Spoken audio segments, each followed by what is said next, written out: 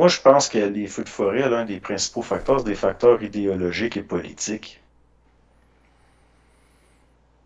Puis je pense que t'as bien des écologistes, ils militent pour l'environnement, puis dans le fond, c'est de l'écoterrorisme, puis ils sont capables d'aller crisser le feu. Pour après dire, vous voyez à quel point l'heure est grave! Pour justifier ensuite le financement de leur organisme massivement ou leur point de vue Mhm. sur la place Oh publique. oui.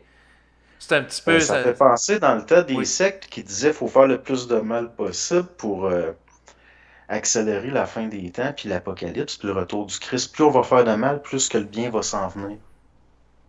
Fait que t'as des écologistes qui crissent le feu, qui font sauter des bombes, c'est de l'écoterrorisme.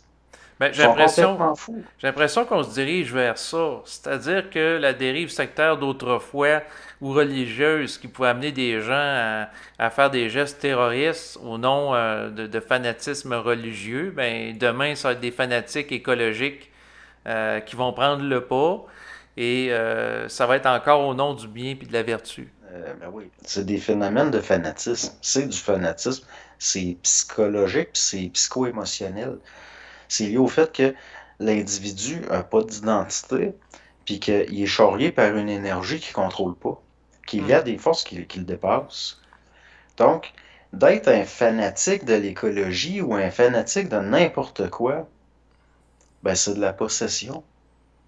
C'est une forme de possession, c'est-à-dire la personne, elle s'appartient pas. Elle n'a pas d'identité à elle. Puis, dit, c'est politique puis c'est idéologique. Ils sont plus compétents pour combattre ceux qui pensent pas comme eux Mhm. que de faire quoi que ce soit de concret pour Ben, combattre la situation qui dénonce.